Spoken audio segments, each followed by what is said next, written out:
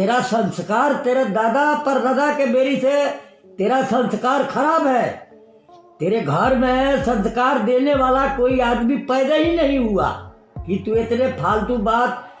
तेरा माँ बहन गाड़ी देने से तेरा ख्याल बढ़ता है। तू तो महान निचला आदमी है?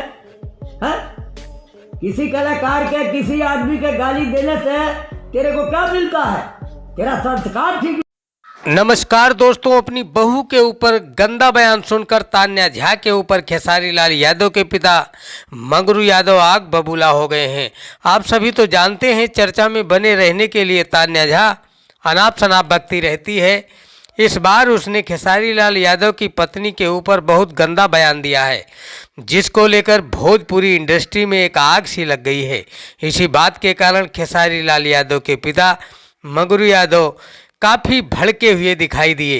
तान्या झा पर उनका कहना है कि तान्या झा की परवरिश किसी अच्छे खानदान की नहीं है, इसी के कारण इसके अंदर संस्कार नहीं है।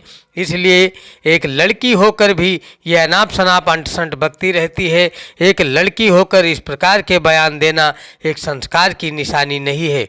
आप सब इस बारे में क्या सोचते हैं? अपनी राय कमेंट में ज़रूर दें। अगर नए हैं तो हमारे चैनल को सब्सक्राइब, वीडियो को लाइक शेयर ज़रूर कर दीजिएगा।